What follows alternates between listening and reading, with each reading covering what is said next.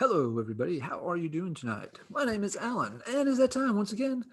Let's talk metal. If I sound a little tired, I apologize, but it's been a long day. I've been out with my family. We've been on the Pokemon Go trail.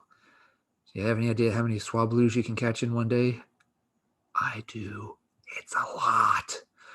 So, a little late, a little tired, but did want to take some time to make this video because when I got home, there was something pretty cool waiting for me in the mail.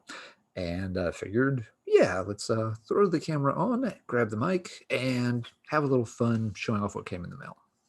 Before we get into today's mail, I also want to take a moment to show off a package that arrived pretty recently that I haven't had a chance to show in a video yet.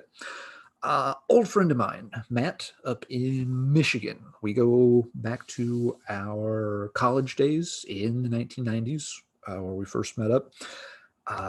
He was the only person in the class wearing, the sort of, big leather jacket with, Misfits patches on it.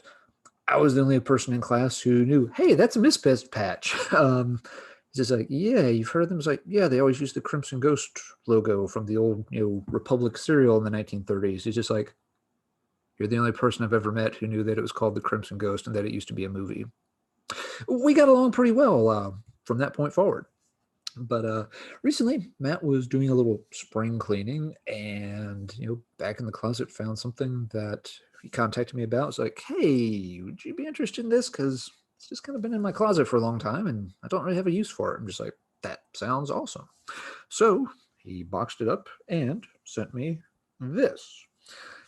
It is a tour shirt from the Justice tour that he saw Metallica play on in Michigan back in the day. Backside has the 4 album covers, very cool. And maybe noticing here on the front, we've got some autographs. Got 3 of the 4 fellas did sign this. You've got Kirk's signature, Hetfield, and Newstead. So Lars was the only one who wouldn't sign it. The story on that was kind of funny. Apparently, Matt's then girlfriend, who he described as, I quote, crazy, crazy hot, managed to get backstage and managed to kind of sweet talk 3 of the guys into signing the shirt for Matt. So he'd had it all this time, but it's, I don't think, the right size for him to wear anymore. Not really the right size for me to wear either, but still, super cool shirt.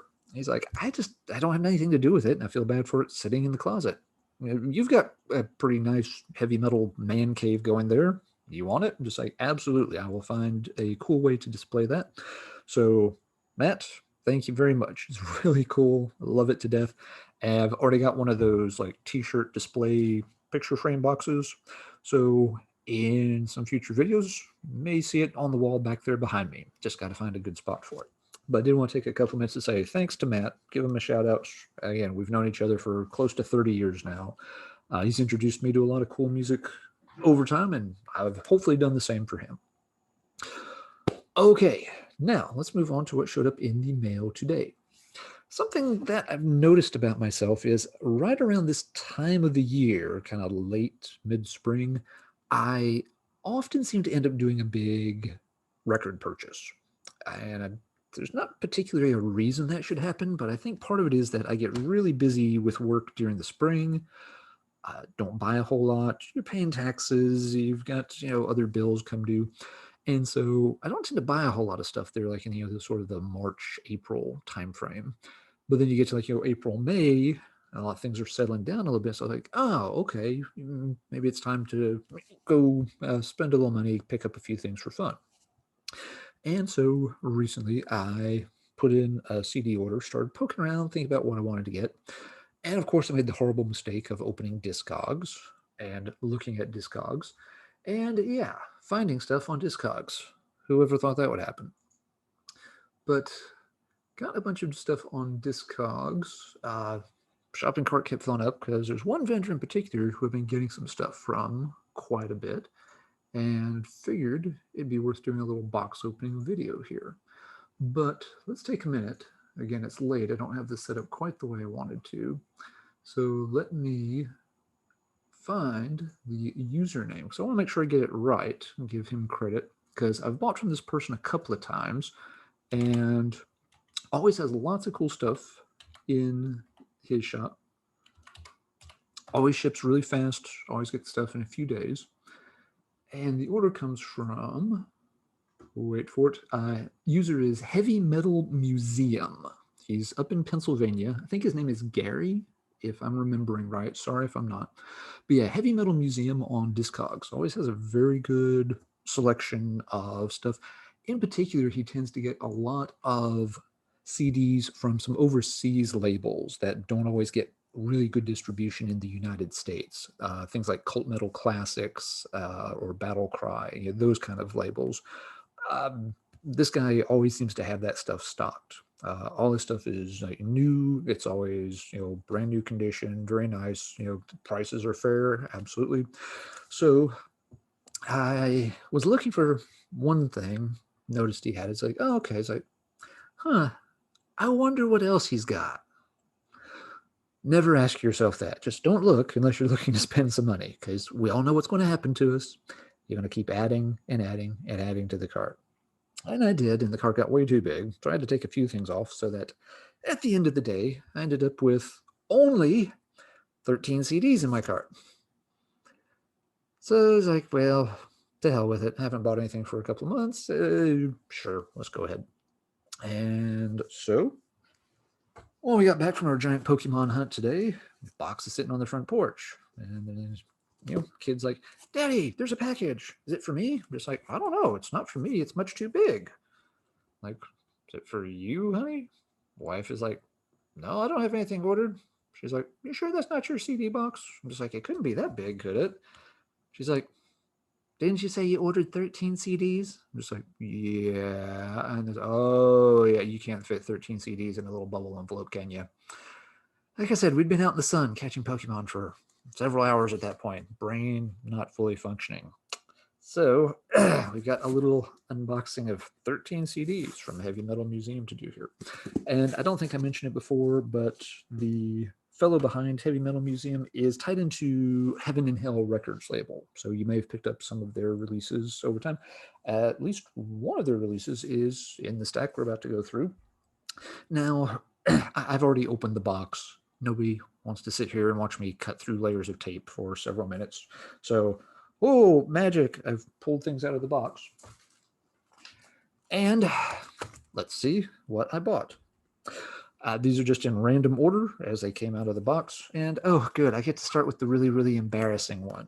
It's embarrassing for me. It's a great album, but it's just embarrassing that I don't already have this album. We're starting with Pleasure to Kill by Creator. Why don't I already have this? Creator is one of those bands that has slipped through my cracks. I know all these weirdo singles from, you know, little bands from Des Moines, Iowa, who existed for 8 months in 1981, but somehow I never sat down and paid much attention to Creator. I know, it doesn't make any sense. Some things in this world are just wacky. They should call this place Wackyville, because it's wacky. But yeah, Creator is just one that nobody ever knew listened to a lot of Creator. I never came across their albums in used bins. Nobody ever stocked their newer albums in stores where I was at. So, you know, I've heard some songs here and there on a compilation here and there, Doomsday News and stuff like that.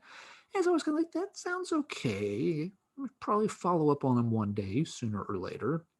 And a certain YouTuber who really likes Creator, who shall go without being named, Marty, you know, it's just like, you know, look, just listen to the Creator. Just sit down and do your homework and listen to the bloody Creator albums, and you're going to love them. I'm just like, okay, I'll do that. So while, you know, grading endless piles of papers at the end of the semester, I was like, yeah, okay, let's do the Creator homework and put some Creator on in the background while I'm grading. And oh, holy crap, that sounds really good. I probably need to buy that. And so here we go. Pleasure to Kill definitely sounded like one on first impression I'm going to like quite a bit. So Marty, I did my homework. I spent the money. And we're going to be giving this some love. All right, next up. Okay, this is from a band called Ashbury. It's got a long title, Eye of the Stygian Witches. If you've never heard of Ashbury, They are not really a metal band. They're much more in sort of a hard rock and have kind of a laid back vibe that kind of leans into even southern rock a little bit. But they have always had a strong following among heavy metal fans. Their lyrics are very sort of fantasy based. The music is really, really well done. They released one album way back in the day that, again, kind of came and went, never did much. But over the years, it got a cult following among heavy metal fans and, sort of, like late 70s, early 80s hard rock fans. And, it's become one of those more expensive, hard to find records over time. I've always loved it for years. And I knew they had made some other material, but I just hadn't really followed up on it. My friend Graham over in Scotland, who I've referenced many times, had sent me dub of their Out of the Blue EP that came out in 2013. I'm just like, oh my god, that's so good. It sounds like they haven't missed a beat in 30 years of being off the record. He's like, well, they did do some other records. I'm just like, crap. But it kind of slipped my mind. It's one of those things like, need to find that. I think I looked for them at the time and couldn't find them distributed in the US. And then I just kind of forgot about it until recently. So yeah, going back and checked. Heavy Metal Museum had some of the Ashbury stuff. So this one came out recently, and it's got some of the tracks from that Out of the Blue EP on it that are really, really good. So I'll be talking about this band more in a future video. They deserve more time, and you deserve to hear some clips of what they do. Again, not heavy metal, but extremely good for what it is. All right, up next. This one I knew that Gary had in his distro for a while, and it just didn't pick it up the last time I ordered from him back in the winter. So this time I made sure it made the cut. It's a anthology collection from a band called Candle Opera. See what they did there? Candelabra. Okay, yeah, you see what it is. Clever. They basically just did sort of like one demo recording back around 92. So here you get the demo. There's probably some unreleased tracks on it. I'm not even sure. But the deal why I kind of noticed this band, or they got on my radar, was they included a couple of members of Solar Eagle. So this is a Canadian band, and after Solar Eagle folded, a couple of the guys ended up in this band. And that alone was enough to pique my curiosity, because if you're familiar with the Solar Eagle EP and demo, that's some crazy good stuff right there. My understanding, I've heard one or two tracks of this, and I think it's a little bit more in a sort of progressive power metal style compared to what Solar Eagle had done, but still sounded strong enough that I want to give that a check. So looking forward to checking that one out. Okay, next in the stack is the other Ashbury recording that I didn't have. This one's called Something Funny is Going On. And this is the one that had come out, back around the time of the EP too. I think it even came out before the Out of the Blue EP, maybe around 2010. And I couldn't find anybody distributing it in the US at the time. So didn't get it, kind of forgot about it. Now, finally picking it up. Was really happy to find this when I was going through his Discogs store. This is going to be interesting to listen to.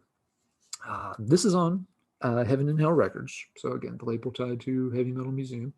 And it's by a band called REDD BARRON. Pretty sure they were out of Chicago, if I'm remembering right. It's a collection called Sands of Time. Just came out this year, I believe. I think it's got a 2021 copyright. Yep, sure does. So on Heaven and Hell, just brand new release. The deal with this and why it's on my radar, not just because it's another one of these obscure underground 80s bands, but if some of you may remember, sometime through the winter, Ian Christie had a listener, send in this unknown heavy metal song asking for help identifying it. And it kind of went viral. Ian had posted it, through his, bazillion points page and, on, his Sirius XM radio show. And it's this killer, classic 80s heavy metal song.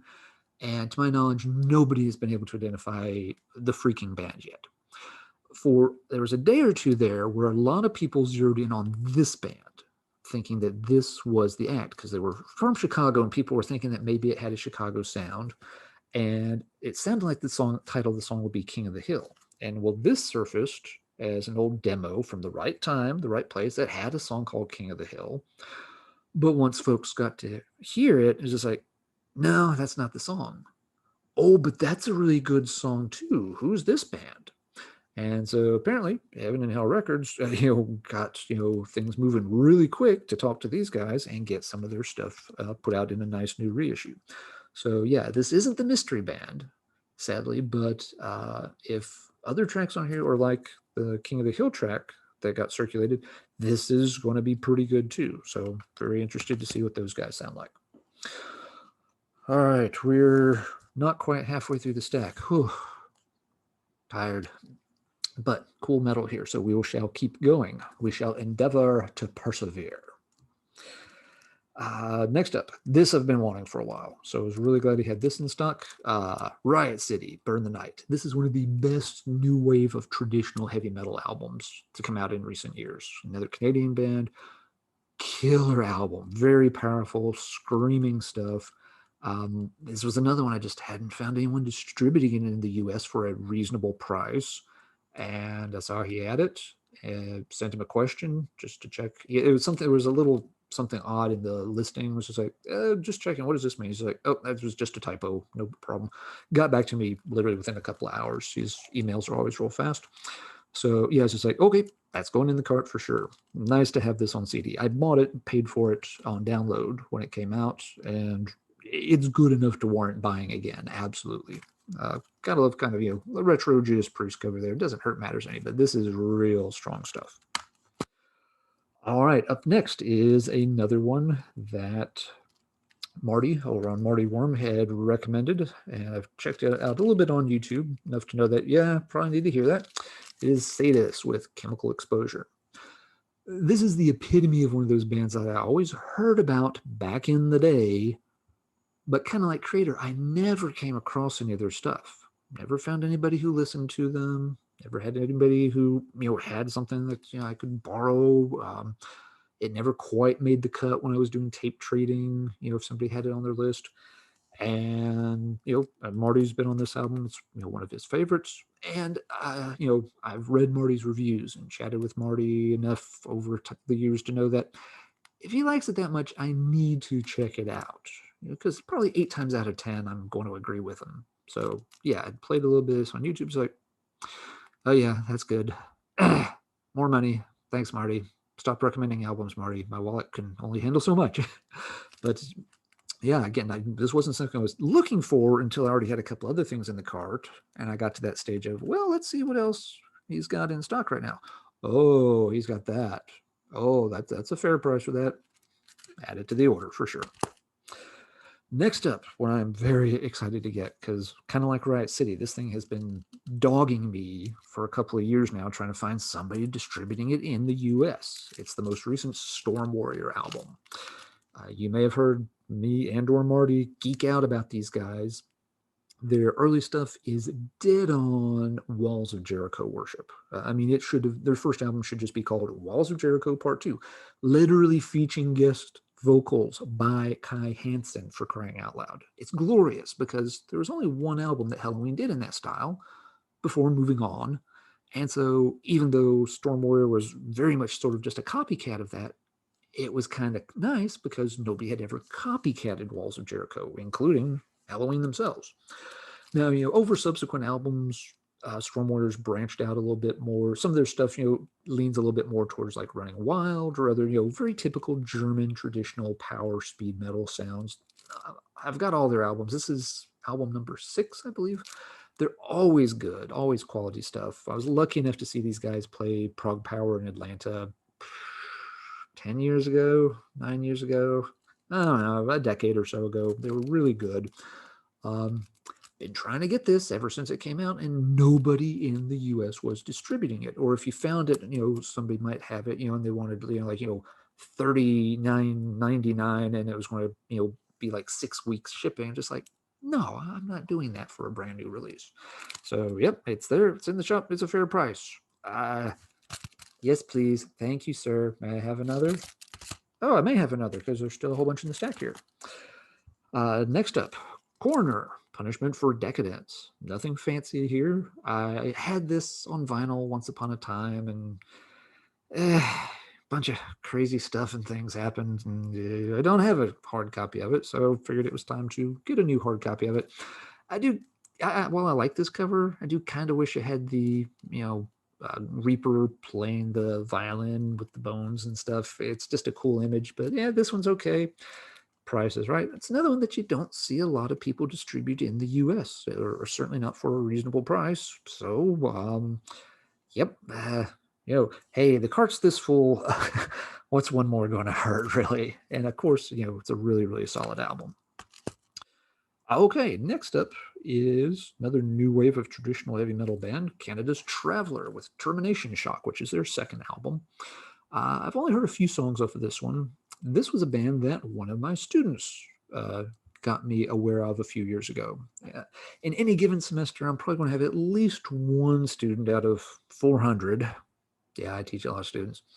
But I'm just going to have at least one, maybe two that, are, seriously into some heavy metal stuff. And a couple years ago, I had a student who was really into it. And so we'd always chat before, after class about albums and stuff. He says, like, have you heard this new band Traveller? Just like, I've seen the name, haven't checked out their stuff yet. He's like, you got to go listen to this. You will like it. I'm just like, eating lunch that day, I'm like, yeah, what the heck? Let's throw it on and see what it is. And he's like, whoa, that's actually pretty good. So told him in class next day, he's like, yeah, that's really good. I'm going to follow up on that. He was so happy he found some band I hadn't liked. To repay the favor, I told him, you should check out Riot City. And he came to class next week. He's just like, oh, that's good too. So we sort of got each other hooked up with some different new wave of traditional heavy metal. So again, haven't really heard much of this one yet, but what's one more at this point, really? Throw it in the cart. We still got a few more to go. Oh, okay. Just to make sure that I did my creator homework thoroughly, we also ordered this one, Endless Pain. This was another one that, I put on while grading papers here at the end of the semester. And I'm just like, oh, that's good. That's good paper grading music. I can grade faster. I can keep going. Don't get so bogged down when the papers aren't so hot. But was really impressed with this on in the background. This is kind of a nice CD booklet. It's like hardcover booklet thing. I haven't even taken the shrink wrap off these, obviously, but looks like lots of bonus stuff on it as well. So I've done my creator homework. We're 2 down. God knows how many more to go, but we've got a good start here, I think. All right. Next up, we have one of the Manila Road albums I didn't have, and my favorite of the more recent comeback albums, Mysterium. Morty and I and Aaron, metal theologian, talked about the Metal Road discography in detail on one of our Friday night streams a few weeks ago. And when I went back and reviewed a lot of the Manila Road albums, I had a lot of them where I bought downloads, over time, but hadn't gotten hard copies.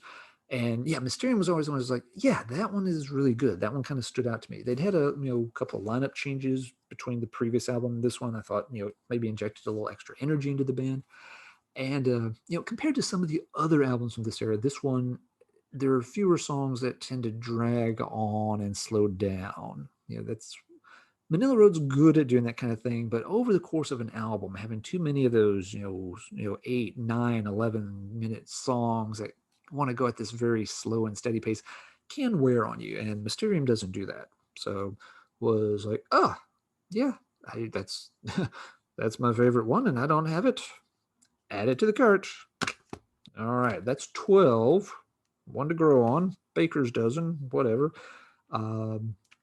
Got a hard copy of Liege Lord's Master Control, classic 80s US power metal. These guys did a couple of albums before this, which are also pretty good, but this was always my favorite of the three. Some of the guys in here would end up joining Overkill around the time of Horoscope. So I believe this was the last Liege Lord output. Now, maybe they're one of the endless count of bands that has gotten back together and released something I'm unaware of, but I think this, this was the third and last of their original output, and it's really, really good. It's got a good cover of Kill the King, classic Rainbow song on it, but really strong stuff. Their earlier 2 albums are also fine. If I remember right, I'm almost certain I had this on cassette way back in the day. And all my cassettes, except for just a handful of demos and such, are long, long gone. Have had this again on a digital copy for ages. but kind of wanted a hard copy of it. It's good enough. It deserves to be on the shelf in physical format. And so, once again, looky there. It's in the Heavy Metal Museum Discogs shopping list. Add it to the cart. So there you go. I have my listening cut out for probably a week or two. I can get through it fine, right? No problem. But yeah, should have some really good summer listening there. Lots of cool stuff to check out. That's enough for now. It's time for me to stop talking metal and get ready for bed. And that means you can keep on talking metal in the comments down below.